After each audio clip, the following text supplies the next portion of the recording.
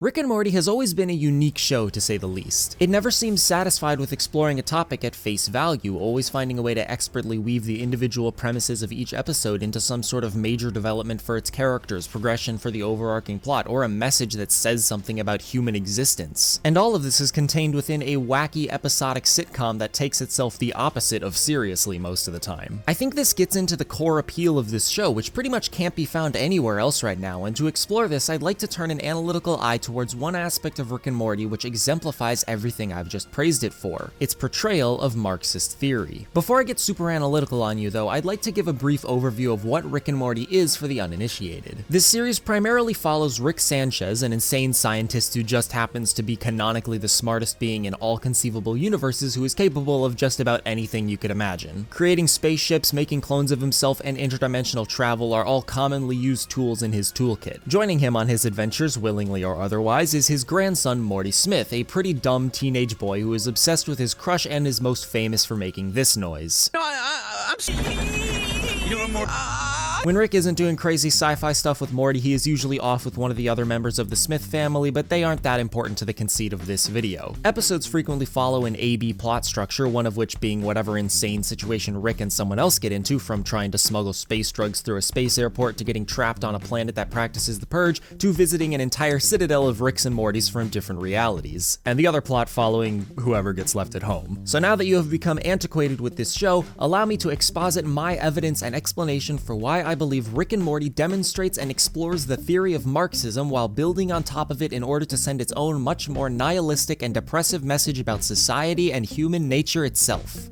Oof, that's a lot to unpack. First things first, how Rick and Morty demonstrates Marxism. Marxism at its core is essentially the idea that any society can be divided into two types of people: the bourgeoisie, who are the people with power, wealth, essentially the upper class, and the proletariat, people who have none of these things and who are in some way, shape, or form oppressed by the bourgeoisie in order to keep them in their societal place. Marxism states that the proletariat will inevitably revolt against and overthrow their oppressors in order to establish a better society that supports all individuals equally. And we can see exactly this scenario play out in the show in one of its most iconic episodes, the Rick-Lantis mix-up. This episode is a departure from the norm, taking the viewer into the lives of several groups of Ricks and Mortys who are living on the Citadel of Ricks, which was destroyed by our Rick earlier in the season. This episode immediately invites a Marxist view on the society which has formed on the Citadel by demonstrating nearly every significant attribute of Marxist theory in the introductions to the characters we will be following. The divide between the upper and lower class can be seen when we get this shot of a working class Rick in comparison to a Rick who is living in the lap of luxury. Then later, the same Rick is blatantly ignored by his boss. All right, knuckleheads, any questions?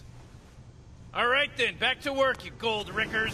They ask you how you are, you just have to. The ideology of the society that defends the conceit that Ricks are superior to Mortys can be seen when we see a taxi ignore a Morty just to pick up a Rick, and when the Ricks giving the news make fun of the only Morty party who is running for president of the Citadel. Ideological state apparatuses, which are institutions that train the citizens of a society to think in a certain way that supports the current societal system, are shown off in the form of a school to train Mortys to be the perfect sidekicks to their Ricks. Good idea, Rick.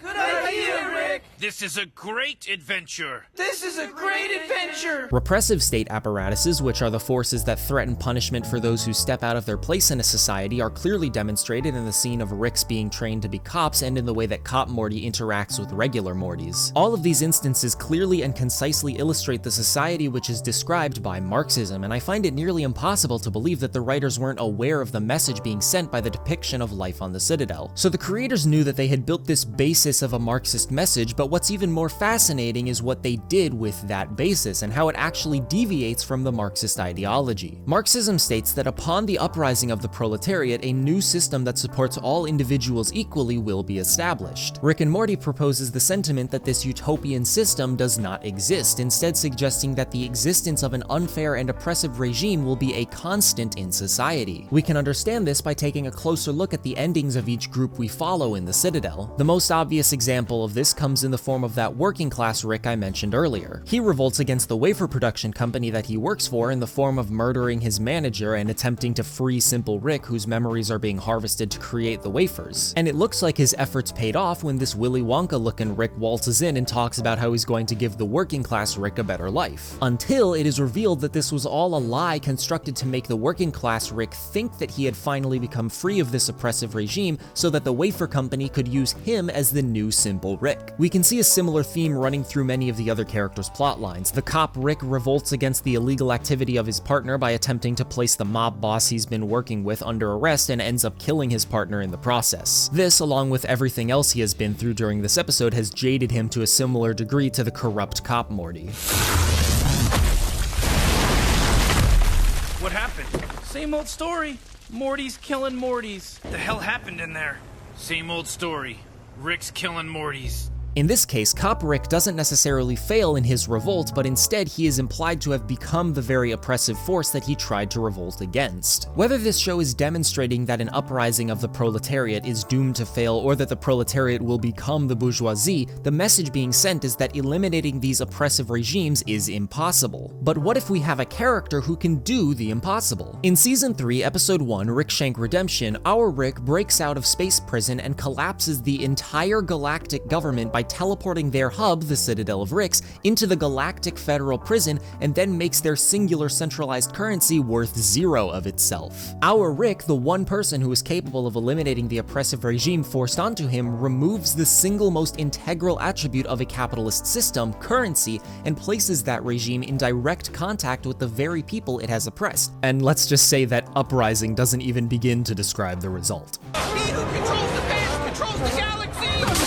The implication, of course, being that when the oppressive regime is removed, it is not all just sunshine and rainbows. In fact, what happens to the Galactic Empire after all of this chaos is settled? It becomes the very society we see in the Ricklantis mix-up. One empire falls, only to have its place taken by another. This show demonstrates the central concepts which were founded by Karl Marx and builds off of them in order to come to a much bleaker conclusion. But it doesn't even end there, because Rick and Morty shows its work. It demonstrates why oppressive regimes will be constant in society and why the cycle of suffering and interpolation is bound to repeat itself. The explanation that this show draws is one that relates to human nature itself. Rick and Morty suggests that it is in people's nature to become the oppressors, that we are inherently selfish and that when given power over others, we are bound to abuse it. I've been using the Citadel of Ricks as a bit of a case study for the majority of my analysis, but this point can be supported in almost every episode in one way or another, simply by how the characters react and respond to different situations. For example, in Season 3, Episode 5, The Whirly-Durly Conspiracy, Rick, who constantly makes fun of Jerry, his son-in-law and father to Morty, gets injected with a synaptic dampener which basically makes him an idiot temporarily. During this time, Jerry relentlessly beats on Rick now that he's too stupid to do anything about it. There's also the time that Morty shoots Rick once he's been given a gun and Rick provokes him, or the time that a hologram version of Rick who is constantly spouting stereotypical SJW jargon about how holograms are people too and how saying phrases like "do me a solid" is subtly oppressing those who literally are not solid,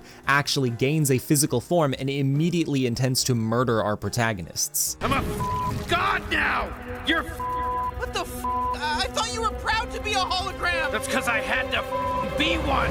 The fact that all of these moments happen in different episodes and to different characters clearly implies that this is simply the way that people naturally think. These scenes, and the show at large, demonstrates how anyone is capable of this kind of oppressive behavior once they are given the means to actualize it. Rick and Morty, through both subtle and not-so-subtle storytelling, conveys the ideology of Marxism while using that foundation to build its own statement about human nature and society as a whole.